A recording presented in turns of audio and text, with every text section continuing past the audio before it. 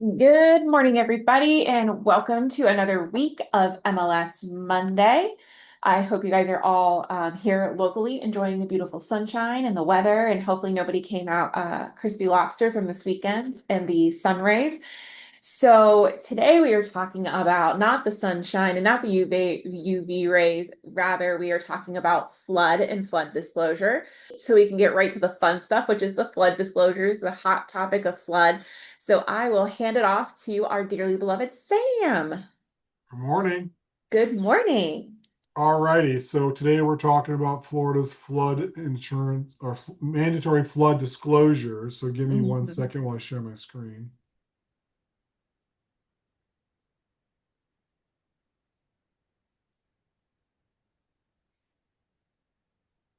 Can everybody see that? Yep, we can see it. You are good. All right. Give me one second. Where does this thing go? Show the panel. I need to see. All right. Okay, we'll make this work. I also want to make sure I can see the chat. So are we doing chats or Q&A today? Yep. So if you guys have questions, use the Q&A box because it's webinar style. That chat box is disabled. Got it. Yep. Okay. So the chat box. I've got The and Q&A box. everyone can see my screen or no? It Okay. just it just came down, so I think you stopped Whoops. sharing. Let's try that again. Apologize. Normally I'm much better at this Zoom thing, but They move those buttons on a weekly basis. Keep us don't they fresh. though? Trying to keep us on our toes. Okay, there we go. Show webinar. Perfect. All right, now I got it. All right, everyone can see my screen? Yep, you're good to Good. go. All right, so today we're talking about mandatory flood disclosures. My name is Sam Saad. I am an attorney here in Southwest Florida. Since I am an attorney, we're going to start with a disclaimer that says I'm giving you advice, but it is not legal advice that you can share or rely on. Just a little bit about me today. Um, I serve on the committees that draft the contracts that you use. I know that in Royal Palm Coast, Fort Myers area, we don't see a lot of NABOR forms, but I actually drafted the NABOR flood disclosure. It's very similar to the FARBAR flood disclosure, and we're going to go over both of them today. But I am covering the statutes and the forms that control flood disclosure today. So there's going to be two parts to my presentation, and we're going to dive right into the statutes. There are two of them. You've got one that covers sales and one that covers rentals, and we'll go over both in detail. They're not particularly difficult to understand the statutes. And the first one for sales is pretty simple, actually. It just says the seller must complete and provide a flood disclosure to a purchaser of residential real property at or before the time the sales contract is executed. The flood disclosure must be made in the following form. And so then it provides a form that we're going to go over in a minute. But as you can see, there's some key words here. Must, this is not an optional disclosure. A seller must provide the required flood disclosure. Residential real property, this applies to anything zoned residential, including vacant land. So I get a lot of questions. If it's vacant land, do I have to do a flood disclosure? Yes, you do, if it's residential. And then at or before the time the sales contract is executed means that when you're putting your sales package together for the buyer to sign their contract, the first thing in the sales contract should be the flood disclosure. So they sign it before they sign the sales contract. Even if it's a minute before because they're doing a DocuSign, that would still count. And then the form that you have to sign, I'll show you the FARBAR and NABOR forms, but it's copy and pasted right out of the statute, and this is it. And you'll see that it has 4 bullet points and an admonishment for homeowners. Homeowners insurance policy does not include coverage for damage resulting from floods. Buyers encouraged to discuss the need to purchase separate flood insurance coverage with buyer's insurance agent. And then the seller makes 3 representations in the disclosure as to the status of the flood. It says seller has or has no knowledge of any flooding that has damaged the property during the seller's ownership of the property. Seller has or has not filed a claim with an insurance provider related to flood damage on the property, including FEMA flood claim, or the seller has or has not received assistance from flood damage to the property, including but not limited to FEMA assistance. So you have three disclosures you're making. Was the property damaged? Did you file a claim? Did the property receive FEMA assistance? And then the question I get a lot is, well, what is flooding? And that is defined for you right in the statute. So for the purpose of this disclosure, flooding is a general or temporary condition of partial or complete inundation of the property. So water on the floor in a more substantial way than a spilled glass of water, I like to put it. But it's a general or temporary condition of partial or complete inundation. So really flooding like you think of. And has to come from the overflow of inland or tidal waters, read tidal wave from the when the hurricane comes over the backside of the hurricane. The unusual or rapid accumulation of runoff or surface water from an established water source, again, when the river overflows during the hurricane, or sustained periods of standing water resulting from rainfall.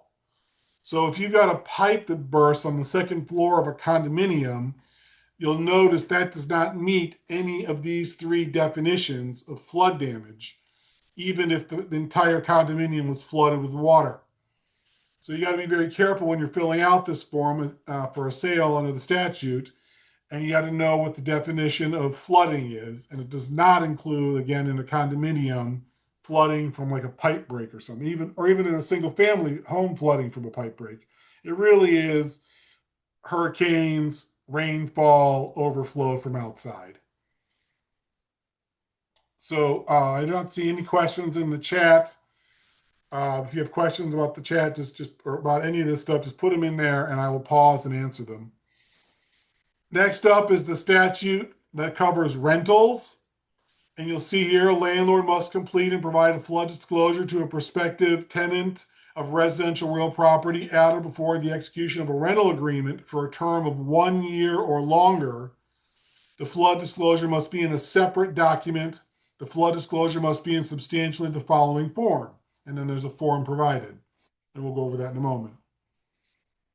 But you'll see here again, before the execution, the tenant has to sign the flood disclosure before they sign their lease.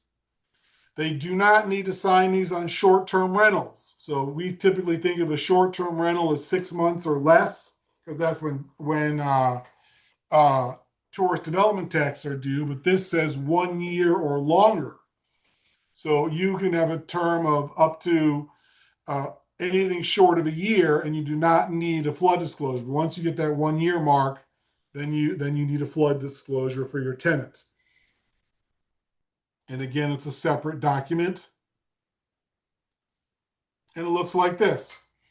The flood disclosure for renters has got the admonishment that renters insurance policies do not include coverage for damage resulting from floods. And the tenant is encouraged to discuss the need to purchase separate flood insurance with tenant's insurance agency.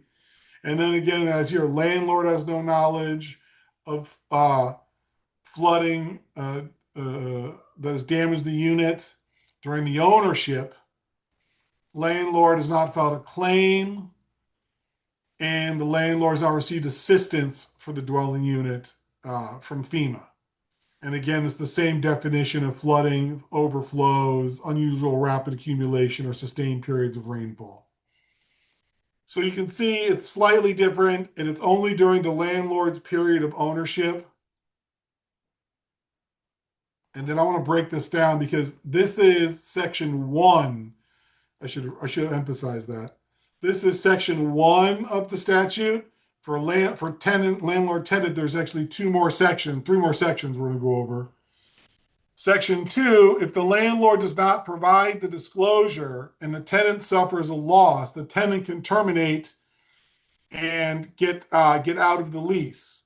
Notice this does not allow them, and I'll talk about this in a second here. I'll just put it right up on the screen. It does not affect their ability to go through the deposit process. that's separate for landlords and tenants. And it does not mean that tenants don't have to pay rent.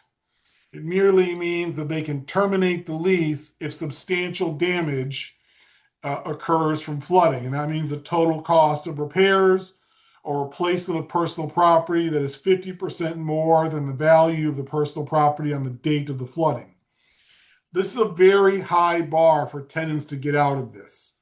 So be very careful if you're doing any rentals. Make sure the flood disclosure is signed, but understand that tenants are going to have a hard time getting out of this if the landlord does not provide the flood disclosure. So the other two sections, any advanced rent paid gets refunded. It does not affect deposits paid though, and the tenant's ability to get out or the landlord's ability to evict based on non-payment doesn't change. Okay, does anybody have questions over the two statutes? I don't see any. You do have a question Oh, in the there it Q&A is. I got it. Yep. Wait, where'd it go? Okay. The date of the current flood disclosure is 10/25. Yes. So Angela answered that. Asked that. Angie asked that. Yeah, 10/25 is the date. Okay. So let's talk about the two forms. I'm sorry, the four forms. So we're going to start with the NABOR form, which has got a little bit more language on it than the FARBAR form. NABOR here talks about the recent amendments in state and federal law, flood insurance premium issues, and the fact that that flood insurance could substantially increase from the seller to the buyer. And then it's got the form, and you can see here it reiterates the three questions and the definition of flooding, has the admonishment that flood coverage should be discussed with agents, with insurance agents. And then you'll see here the buyer and seller both sign this form. It's on NABOR. On the lease form, NABOR does not have as much of as an admonishment as it did before. Just says that's to be completed prior to the execution of the lease for 1 year or longer. Has the three questions we discussed. Very simple. Now, the Florida Realtor sales contract or sales flood disclosure is a little different than NABOR. It does not contain any type of admonishment. It just says buyer is provided the following flood disclosure at or before the time the sales contract is signed. You put the seller's name and the property address. Check your boxes for knowledge of flooding, for claims or damage, and damage assistance from FEMA. And then the seller signs it. And then you see here, this is a typical Florida Realtors form. A receipt is provided to the buyer that you fill this out and put this in your file. You can see, whoops, I can just highlight it real quick.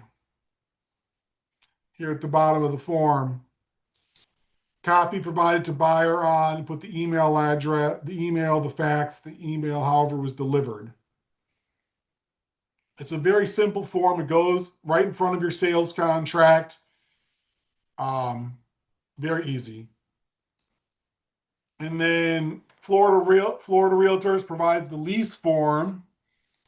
The lease form has a little bit more of an admonishment about just the statute that it comes from, and then at or before the time the rental agreement for 1 year or longer is executed and the landlord signs. This form does not contain the receipt for the buyer or for the tenant. So you would just, and by the way, this form should be attached, both of these lease forms you sign before you have the lease signed, and then I would just attach it to the lease. And so it all is in one package. And I would do the same with the sales contract as well. And with that, any questions? It's a very simple topic today. not a lot going on in terms of difficulty. Just make sure that you understand the definition of flooding and that you uh, properly fill it out. And remember, there's no statutory penalty for a seller not filling it out like there is for a landlord or a tenant can terminate the lease if there's flooding. There's nothing for a seller in terms of penalties, except that we would argue that the seller is in breach of contract and the buyer could terminate the contract if they didn't get the flood disclosure. Um, and then Leanne, now is a question. Since the neighbor form is more explanatory, can the neighbor form be used for any sales contract? Leanne, as a general rule, we don't like to mix the forms. I would say that if you were going to mix the forms, this is one of the forms you could use neighbor or Florida realtors, and you would be okay. So that the answer to your question is a short yes or a long yes. So one of the things that I want to point out, and once we're done here with Sam, I'll show you a few options that we have for tools for flood information. But the reason that this subject came about for us to have for an MLS Monday is because you have a lot of people who are asking about it inside of the MLS and supplements. Now, the MLS does not get involved in contract law or contract requirements or anything like that, but I would tell you guys that it is a really, really good practice that, Sam talked about making sure that it's either, beforehand or attached with that contract. Make sure that you're uploading it in your supplements in the MLS ahead of time so you don't have to worry about it. When you put that listing live, you can Absolutely, yeah. attach supplements. And there's a lot of, different pieces of the contract that goes for, right? Whether it's Yeah, your your property condo disclosure, addendum, condo your docs. Yeah, seller's disclosure, your flood disclosure, all that should be in the MLS if it's your listing. That's right. absolutely. Yep. Just kind of squash that bug ahead of time. And then Derek, that was Yvonne asked that question, should we attach a copy of this disclosure with our MLS document for our listing? And the answer is yes. Derek Mhm. is asking, how accurate is the MLS overlay map of the flood zone areas for pre-screening property before making an offer? Is it pulled from FEMA? Okay, that's an It MLS question. Yeah, so the map that overlays is pulled from FEMA, and I'm also going to show you guys here in a minute where you can pull a full flood report as well, which will give you even more information to make you feel a little bit safer as far as like, E&O insurance goes. And I believe that when you go to apply for flood insurance, the insurance agent should be doing all the heavy lifting in terms of what the flood zone is and looking at the Hmm. flood map and the rating and everything. So you should be asking questions, but having a good insurance agent in your stable of people that you deal with is really important. And then Leanne is asking, so good practice to have the flood disclosure signed at the time of the listing. Absolutely. Sign at the time of the listing agreement, Leanne. That's a great idea. Then you post it to MLS and the buyer gets it before they sign the contract, and all is well. Yeah, but nobody can say they never got it, right? Nobody And can it's say a they good never got it. opportunity to open that conversation up with your seller then at the beginning, right? You don't want them to be sideswiped. I mean, everybody talks about flood nowadays. Hopefully, they wouldn't be living under a rock, but some of them are, right? We experience that all the time. And they're like, well, I didn't know this was going to affect my sale. I didn't know it was that big of a deal. Have the conversation when you're sitting down Oh, getting that yeah. listing agreement or doing the listing presentation. I would start the listing presentation. I would have the conversation with the seller, explain what flooding is, get the form filled out and signed by the seller, post it to MLS. And then when the buyer has to sign it, they're going to have some questions. Talk to them about FEMA and the flood maps and the flood zone and get them with an insurance agent that can explain um, these things in a more comprehensive fashion. And I think that everyone would agree that we want to be the source of the source and not Mhm. necessarily the source of the information on flood, because then you run the risk of, was it the unlicensed practice of insurance agency? Yeah. Yeah. So with that, I'll show you guys to Sam's point where you can be a great source of the source and not be the one that's trying to determine, hey, this is what the map says. And even though the line crosses through the corner of the property, I think you're still an X or you're an A or any of those things. I want to show you guys a tool that you do have access to here in the MLS. And it is through here it is, my flood status right here. And this is where you can pull full flood determination reports. Now, my flood status is a tool where they carry all of the insurance and the liability. They're connected right in with FEMA and they pull full reports, which is also what your insurance agent's going to do. But if you're in a sticky situation where you're questioning it, or they're, whether it's the seller or the buyer, no matter what side you're on, if they're asking a lot of questions up front, this is a tool that you have access to. So when you click into it, this is where it's going to bring you. It does pull a report for $25. It's a discount because you're a member of Florida Gulf Coast MLS. And you can simply order a report right here. But if you're wondering, what does that look like? What am I getting? If you scroll down here, it kind of gives you a synopsis, but you can view a sample report as well. They already have that cake baked in the oven ready for you. It gives you a full rundown here of what a flood zone determination report really carries. So it shows the map, right? It's got the parcel boundary on it and the aerial imagery showing the structure location. So you'll be able to see exactly like the lot lines, and then you'll be able to see the parcel lines on it, and it'll have that overlay map on it. And a lot of times we look at a map, we're like, yep, it's smack dab in the middle of an X. But then a lot of times when you look at a property, again, the flood zone lines are running right through the center of the property or through the corner, or you don't want to again be practicing or interpreting what those maps say, to Sam's point. So it Right. will tell you on these reports. It's got the FEMA current effective flood insurance rate map on it, the preliminary flood insurance rate map, and then it'll provide you a current letter of map changes. So this explains everything that does come in your report.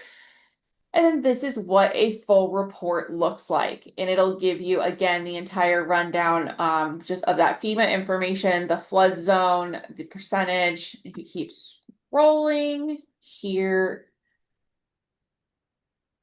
the notice attached.